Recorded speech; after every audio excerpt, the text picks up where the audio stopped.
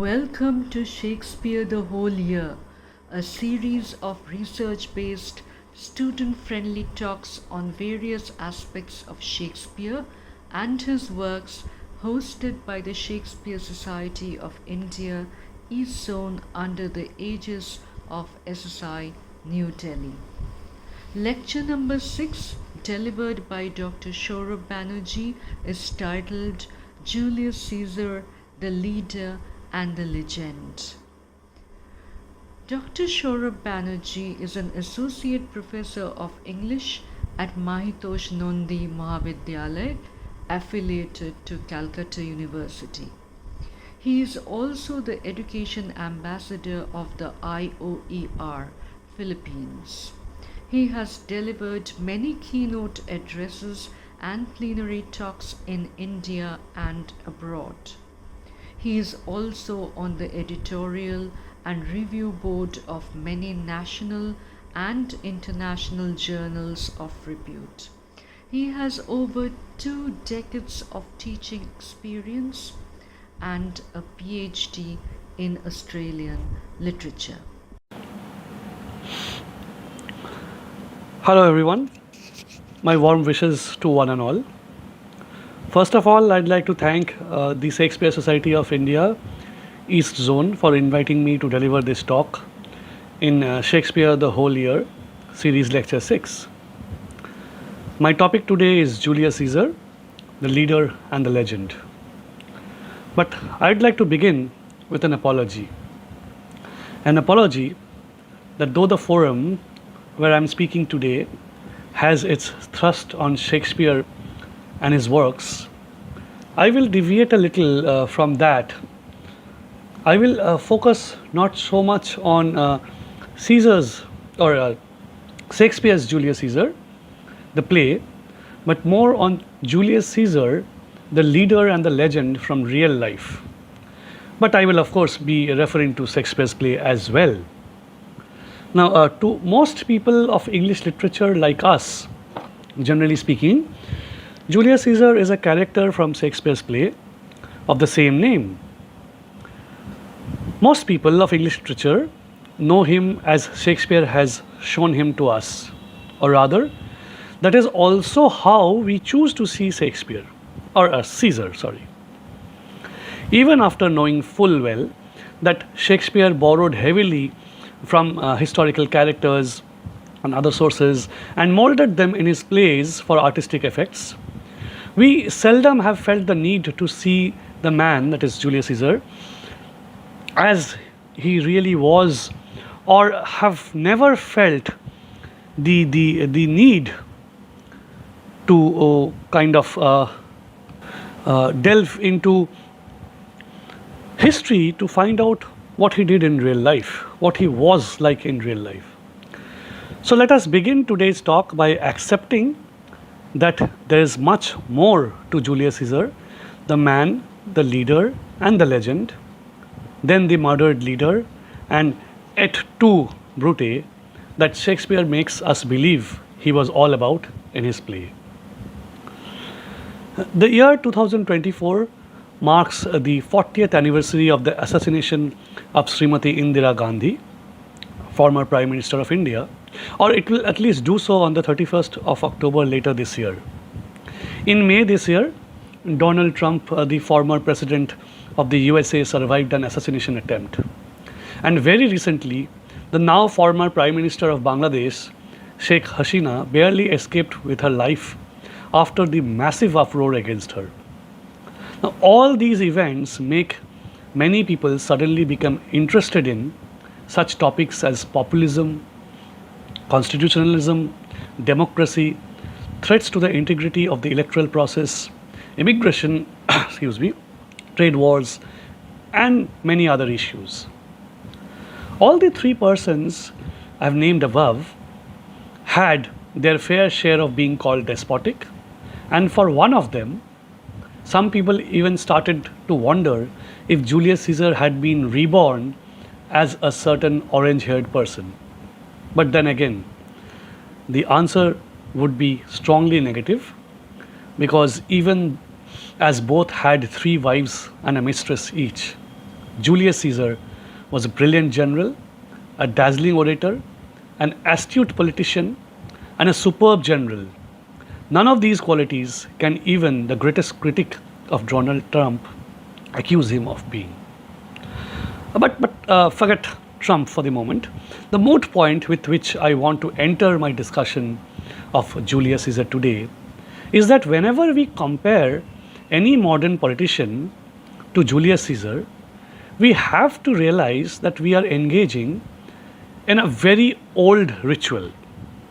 And since, in the political sense, the US of the present times is what Rome was during Julius Caesar's time, we will start with the connection between the two.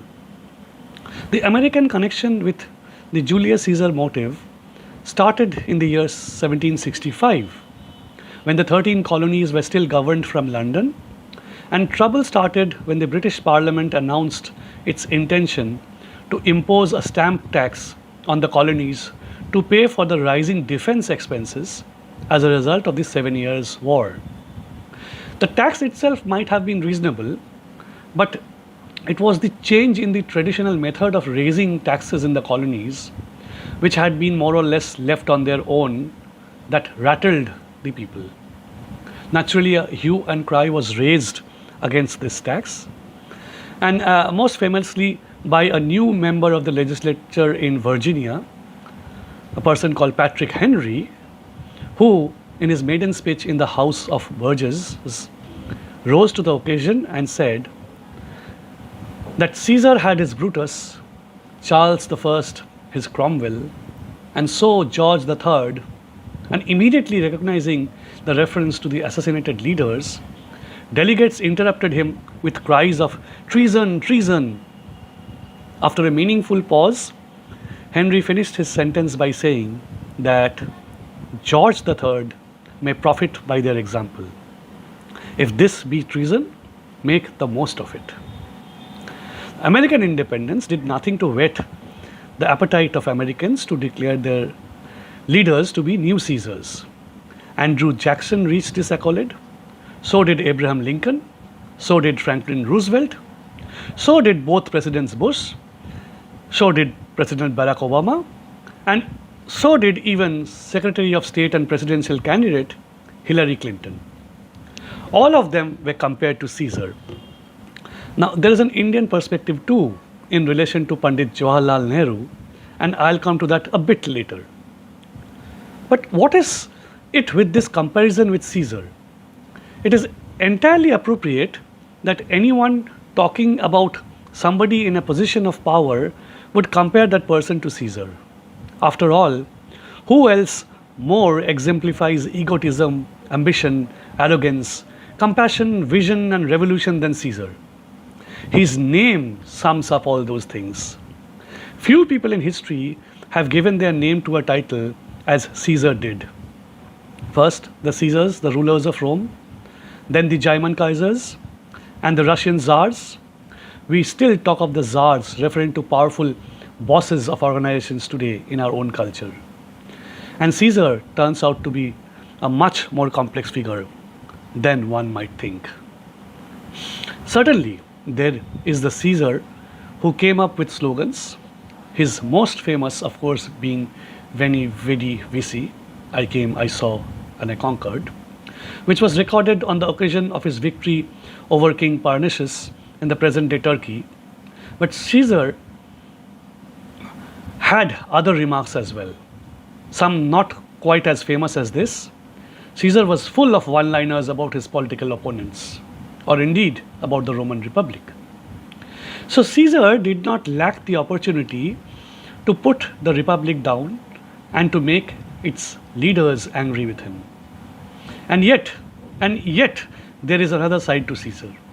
The Caesar that we usually think of, the Caesar that we know and love, the tragic figure, the dictator who reached too far, the Colossus, the Tower of Arrogance, and is primarily the product of the bard William Shakespeare and his play.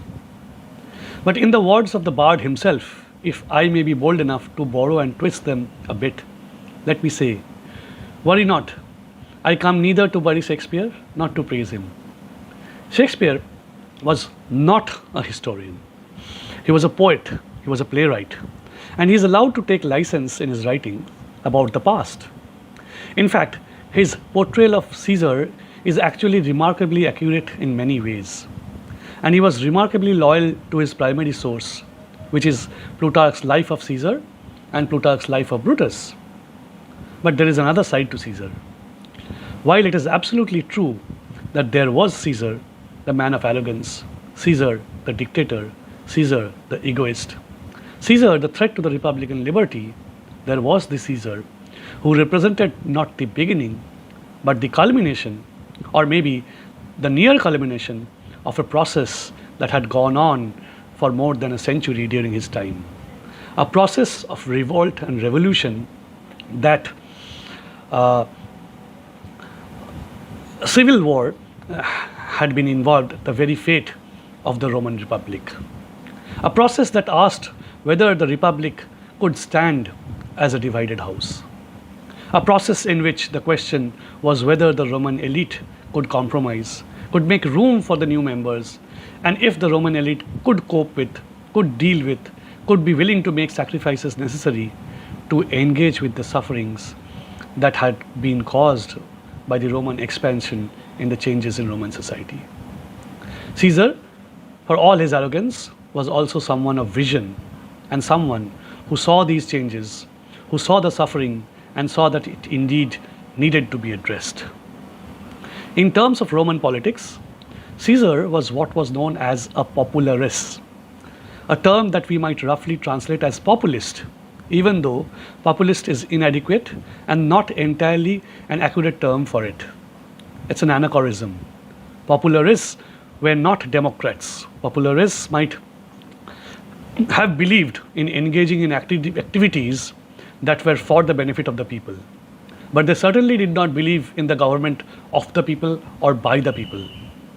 Popularists referred not only to politicians who wanted to help ordinary people, but also to politicians who wanted to advance their own agenda by manipulating ordinary people and working through the institutions that function in their names. And among those ordinary people who the popularists championed were the Roman soldiers, who brought with them power, which was so very important. And Caesar was definitely a popularist in all senses of the term. Caesar was also a refuge for the unfortunate. He is known for his benefactions, his generosity. He is famous for his gentleness and compassion. A man who gave, who helped, and he forgave as well. So there are two sides of Caesar, not someone who we can simply and easily write off as a tyrant or a dictator. Let us take a closer look at Caesar and let's go back to the subject of his versatility. As I said, Caesar was a great general, a great statesman, and a great writer. There are very few people in history who share this distinction. Merely looking for great generals who then went on to become great statesmen, we might name George Washington, perhaps Wellington, Arthur Wellesley, that's it. Perhaps even Kemal Ataturk might belong to this club, even the Mughal Emperor Akbar, and a few others. But it's not that long a list. It becomes even a shorter list if we are trying to find great generals, great statesmen, who were also great literary figures.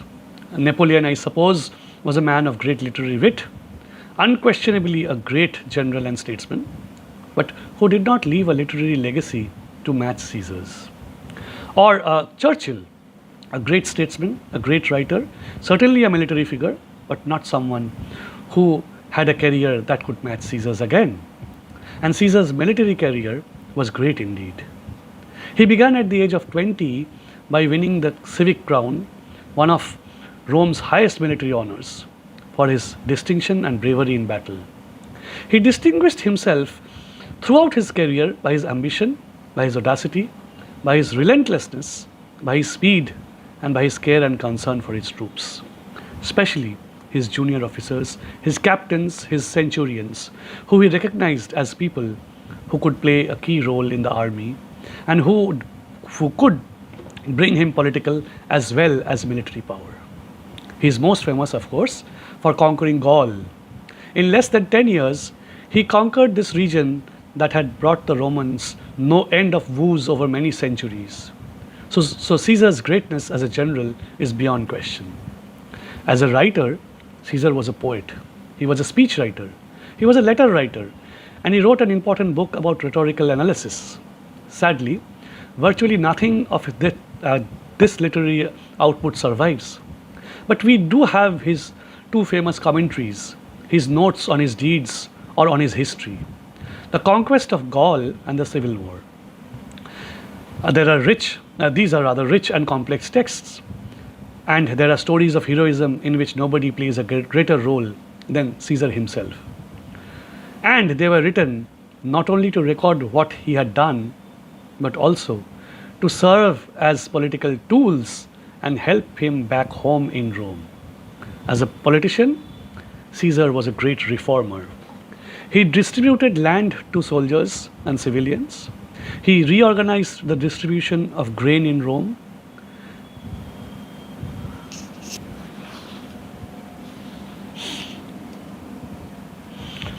He founded colonies outside of Italy, including refounding the city of Carthage. He reorganized judicial procedures. He enfranchised a large number of non citizens. And he understood, as few others did, that it was necessary to begin opening the Senate, the hallowed halls of Rome's most elite political institution, to the provincial people. Perhaps most famously and most lastingly, Caesar received the Roman calendar, revised the Roman calendar, moved Rome from a lunar calendar to a solar calendar. With a few changes, it's still the basis of the calendar that we use today. Nor did Caesar lack in knowledge of what we might call the more mundane political arts. Caesar was an exceedingly charming man and an exceedingly good friend. On the authority of Sallust, we know that Caesar was somebody who knew that one should never neglect anything worth doing as a favor. And after Caesar's death, one of his followers wrote a letter to Cicero in which he justified himself by saying, and I quote, "I followed Caesar, I followed the man, not because he was Caesar, but because he was my friend," unquote. There are many stories of Caesar's friendship, of his gestures of friendship, how he always made sure to reward the soldiers who had fought for him rather generously. Caesar also had charm, and his charm was not always only charming, but it would be effective. One of the groups of people on whom he turned on his charm was the elite women of the Roman upper class. Caesar was a famous lover, and he had many mistresses from the upper classes in Rome. They could be immensely useful for him in advancing his career and getting information. But this did not always endear him to the men of the Roman upper class, as expected, the optimates. So, if Caesar was a popularist, as I have pointed out a little earlier, the optimates were believers in republican tradition and republican liberty and convinced that the empire of tens of millions of people should be run as Rome always had been run, by a very narrow oligarchy of just a few families from and around the city of Rome. So, in spite of all of Caesar's qualities, they were not in favor of letting Caesar return to Rome and be elected to a second term to the highest office of the consul, a position that he had held before his leaving Rome to conquer Gaul. They saw Caesar as a dangerous threat to their traditions, to their way of life, to their power, and to their principles.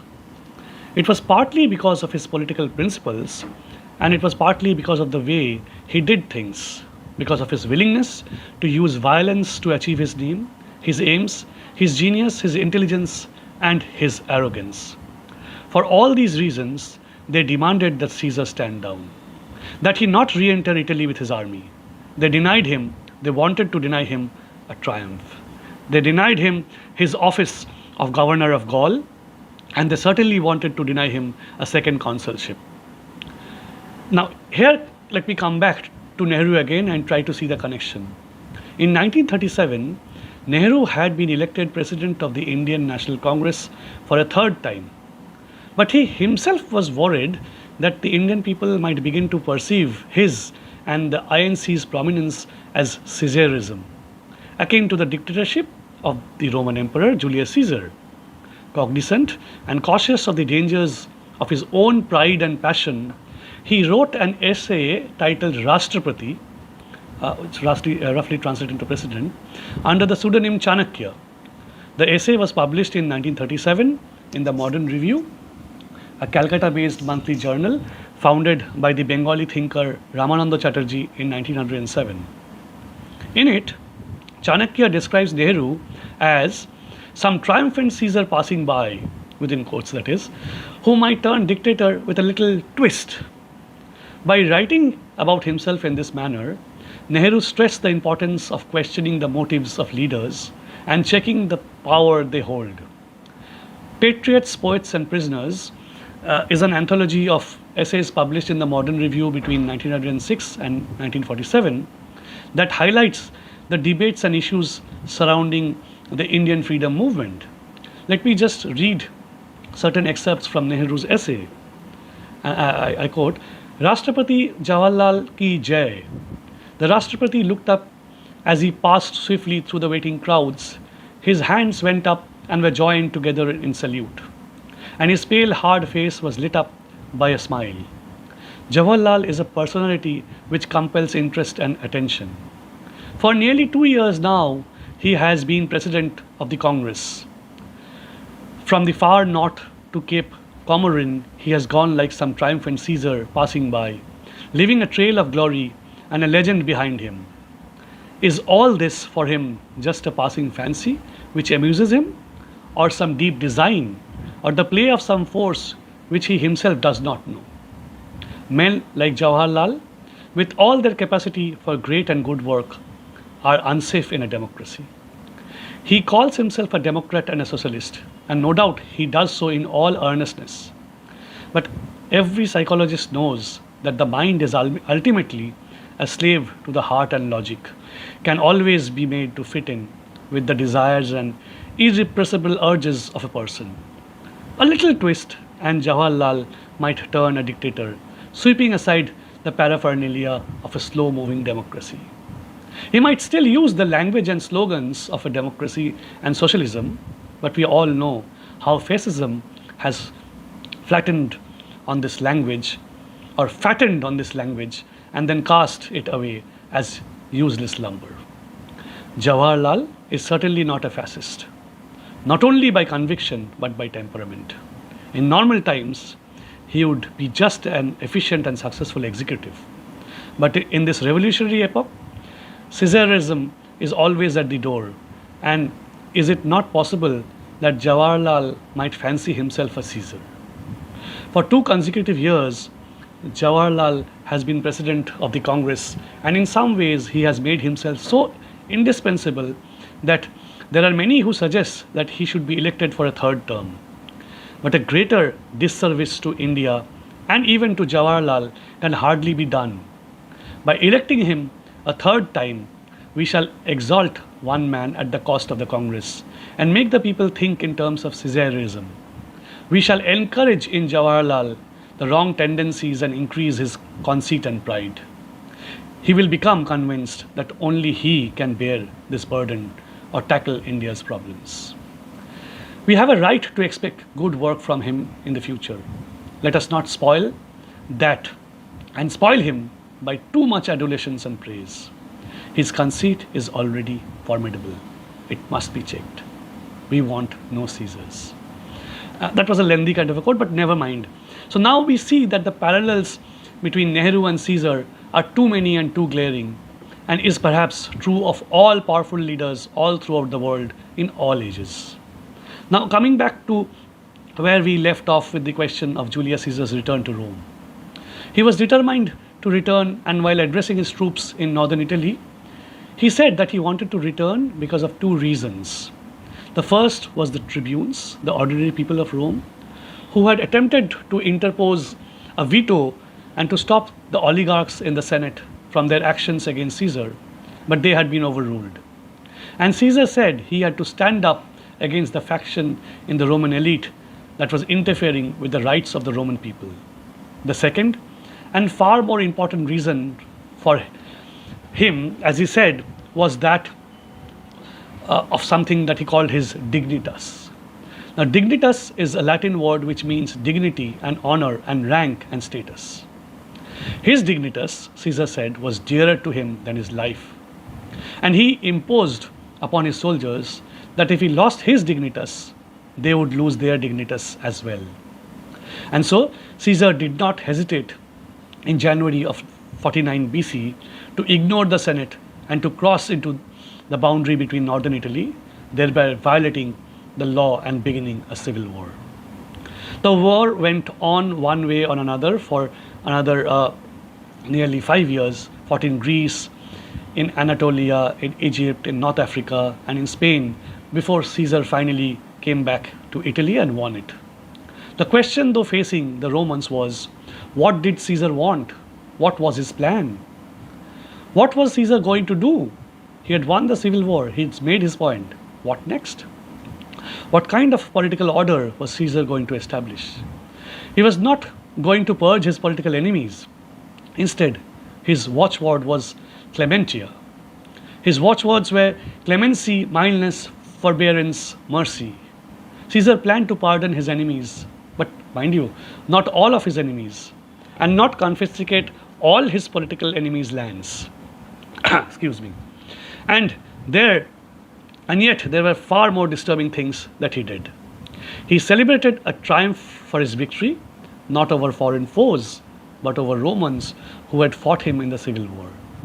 One of the 10 tribunes of that year refused to stand up when Caesar passed in his triumphal procession in recognition that it was not right to do so to celebrate a triumph over the death of other Romans. And Caesar was mighty angry. And at this, we can expect, and criticize his tribune. Caesar had offices to fill, and he filled many of them with his cronies and friends rather than going to the traditional method of going to the Roman people and allowing them to decide who should hold these offices. Also, on the authority of the historian Livy, we know that Caesar was rebuilding the landscape of Rome and was rebranding the city as Caesar's own capital city. He also points out 3 events that brought Caesar to his doom. The first was to build a forum in his name and to include a temple, his ancestor, the goddess Venus. Venus, the ancestor, and Venus as a mother. And to plant in front of the temple a statue of Caesar himself on horseback in a position recalling Alexander the Great. The second of his deeds was his insulting of a delegation from the Roman Senate, a group of about 150 men who came to Caesar, presenting him with a list of all the honors that the senators had voted Caesar in the winter of 45 or 44 BC. The third was shortly afterwards, in late January of 44 BC, there was an incident on the Appian Way when, on his way back to Rome, he was greeted by his followers at the Actium Gate. And one of his followers called out not Hail Caesar, but Hail Rex, meaning Hail King. Caesar did not like it, as he felt that it was one of the greatest insults that you could give to a member of the Roman nobility, as the Roman Republic was based on a government of equals rather than of kings and oligarchy. So afterwards, 2 of Rome's 10 tribunes arrested the man who had led the charge of hailing Caesar as king. And then Caesar strangely demanded that the Senate meet in a special session and that the Senate depose these 2 tribunes, which they agreed to do. So the man who started a civil war in order to defend the position of the Roman tribunes had now 2 tribunes deposed from their offices for doing their job. He even asked the father of one of these tribunes to disinherit the man, but the father flatly refused Caesar. Then finally, on the 15th of February in the same year, as Caesar sat on the rostrum in his ceremonial robe on a golden chair and greeted the participants in an annual religious ceremony, a fertility rite known as Lupercal, Mark Antony went up to Caesar, and to the shock of the crowd, tried to put a crown on his head. Not literally a crown, an ancient equivalent thereof, a diadem, ribbons representing loyalty and royalty. Caesar refused the crown, and he insisted publicly that Rome had no king but god Jupiter, and that it should be written in the formal records of the Roman state that Caesar had been offered the monarchy and had turned it down. But Caesar had taken to wearing purple red boots that had belonged to Rome's kings centuries before. Caesar was allowed to wear the robe of a triumphant general, and Caesar sat on a golden throne. Was it then possible, we might ask, that Caesar really did want to become a king, but he was trying to do so in a more, what should I say, political manner? A king in all but name? Was it then possible that Caesar's experience at Gaul, in conquering Gaul, where he was treated as a king, had affected him? Or was it possible that Caesar was losing his touch and was being influenced? Caesar either suffered from epilepsy or from a series of mini strokes, or possibly from both. Or was he someone who was influenced by a woman, by his mistress, Cleopatra? We don't read it in Shakespeare's play, but Cleopatra, the queen of Egypt, was not there in Egypt in the winter of 44 BC. Where was she? She was in Rome, right outside of the boundaries of the city, about a mile away from the Roman Forum, across the Tiber, living in a borrowed villa. Whose villa? Caesar's villa. Cleopatra, by this point, was a mother and had a young son whose name was Ptolemy the 15th. But everybody called him by his nickname, Caesarion, Little Caesar. And she insisted that Caesar was indeed the father. A charge that certainly was not plausibly denied, although we can't be 100% sure of the claim as well. And this is something that Shakespeare had steered clear of in his play Julius Caesar. Now, the question is, why would anyone think a man who wore the boots of a king and whose mistress was a queen by whom perhaps he had a son and who lived in a villa, his villa outside of Rome, why would anybody think that someone like that wanted to be king? Well, Shakespeare had no doubt about the answer to this question. And his solution to the problem of King Caesar was to get rid of him. Not quite as simple as that. In Shakespeare's version, the hero of this tale is the gentleman Junius Brutus.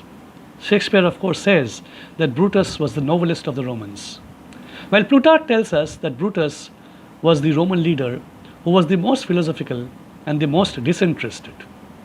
Perhaps the only disinterested member of the conspiracy that formed. After the Lupercal, a conspiracy to bring down Caesar was hatched. Plutarch tells us that Brutus is recruited to the cause of the conspiracy by his brother-in-law Cassius, the famous one with the lean and hungry look, as told by Shakespeare in the play. Brutus was a philosopher, he was an orator, he was a man who was expert at Greek, and he had a reputation among the Roman people as being an honest and reliable man. But Brutus, the noblest Roman of them all, had once charged the provincials 48% interest. And when they didn't pay up or couldn't pay up, he had his agents lock them in the council house in their towns in Cyprus until some of them were dead and the rest of them agreed to pay up. Cassius was a general and a very experienced general, one of Rome's greatest generals. Both Brutus and Cassius had fought against Caesar in the civil war. They had both fought for the other side.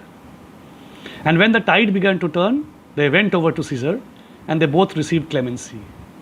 So Cassius and Brutus put together a conspiracy that would eventually include over 60 men and one woman, the woman being Brutus's wife Portia. So, interestingly, we have one of the forgotten conspirators in Portia who receives very little attention even in Shakespeare. Again, one of the conspirators that Shakespeare does not highlight but was very important, and Shakespeare calls him Decius, although his real name was Decimus Junius Brutus Albinus. And like Brutus and Cassius, Decimus was not someone who'd fought against Caesar. Rather, he'd spent his entire career fighting for Caesar. Excuse me. In Decimus Brutus, we get the picture of most of the people who went against Caesar, most of the conspirators. They might have cared about the Republic, but they cared about their own careers even more. They cared about the fact that Caesar seemed to be reshaping the Roman Republic into an institution that would be a quasi monarchy, an institution in which his own family would be at the left, right, and center. So, on March 18th, 44 BC, when Caesar planned to leave on a military campaign to conquer Dacia and modern Romania and allegedly Parthia, an empire that had its stronghold in modern Iran and extended into Iraq, they were frightened. Because once he left, he would be unreachable. He would have a military bodyguard and no one would be able to reach him or touch him. In Rome, he didn't have his official bodyguards, although he had unofficial bodyguards, but they would not enter the Senate as non-senators were not allowed to do so. So the conspirators decided that the Senate was the place to kill Caesar. And mind you, this was not only for security reasons, not only because he was reachable there, but also because they wanted to make a statement by killing him there. And they also wanted to kill Caesar with their own hands, and they wanted to do it in the Senate house. So the conspirators decided to move and move fast. They decided to attack Caesar on the Ides of March. They gathered at the Senate on the morning of the Ides with daggers under their togas and daggers on the belts of their tunic. But there was one problem. As Julius Caesar showed, as Shakespeare showed us, it is Julius Caesar. Caesar, who had called the meeting of the Senate, who promised to be there, decided not to show up. Whether because of ill health or because of Calpurnia, as Shakespeare shows, we know not. So the conspirators sent that one person who he would trust, Decimus Brutus. Decimus goes to Caesar, and as Shakespeare shows, Decimus tells Caesar to protect his reputation as not being a man who stays indoors scared because his wife wants him to stay at home because of a premonition, and brings Caesar to the Senate house on that fateful day. Well then, we all know what happens next. The famous moment of the assassination, a moment celebrated in Shakespeare's play, where Caesar is stabbed by the conspirators, including Brutus, and Caesar is believed to have said, "Et tu, Brute." But Caesar actually never said, "Et tu, Brute," in all likelihood, according to ancient sources. According to Professor Barry Strauss, most likely Caesar is supposed to have said in Greek, "Kai su teknon," typically meaning "you too, child." Professor Strauss says there are a few theories about what he said, but I will talk of only a couple of them here. Theory one is that he was going to quote the line of an ancient play which went on to say, "You too, child, shall suffer this experience someday." But he is caught off in mid-sentence and is never able to finish it. The second theory is that even as his life was ebbing away, Caesar, who was quite witty, thought of the most insulting and painful things he could have said to Brutus, and dealt with the rumor that Brutus was Caesar's illegitimate son. Because Caesar had an affair with Brutus's mother, this rumor was believed by many, though factually it was not true. Nonetheless, the theory suggests that in the last moments of his life, Caesar acknowledged this to Brutus, that he really was his son, thus informing Brutus that he had just committed the worst crime a Roman could commit, parricide. It's like saying that you have killed your father, mate, now live with the guilt. So, well, about 5 days after the assassination comes the funeral. The assassins, either because they were fools or because they had no choice, agreed to give Caesar a public funeral.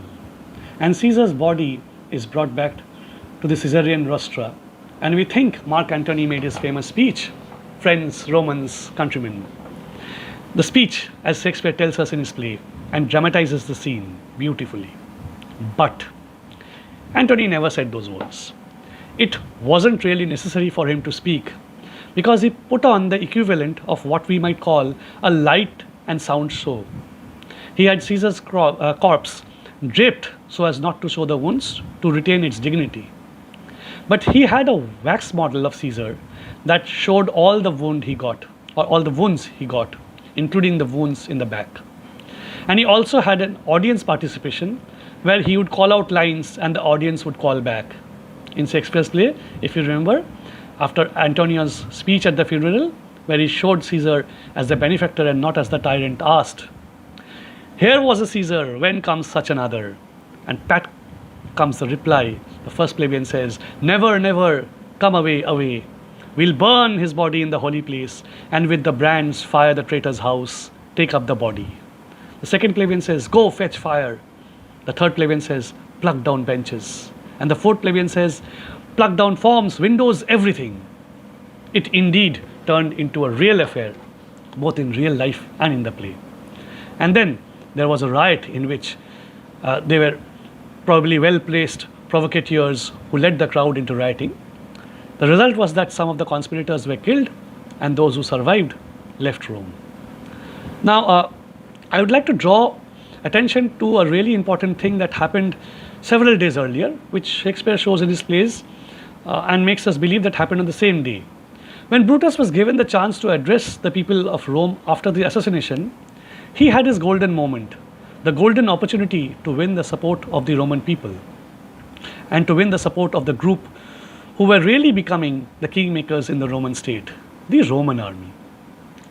There was the opportunity for Brutus to tell the soldiers, Caesar's veterans, that they had nothing to fear from them, and as a token of their appreciation would give them a raise. But Brutus does nothing of the kind. He just says to the soldiers that they had nothing to worry about, that there would be no cut to their salaries, and that nothing was going to be taken away from them. In a nutshell, he reeked of Roman elitism, that they were simply not willing to share their privileges with the common people. Even in Shakespeare's play, Brutus justifies the killing of Caesar with logic and reason.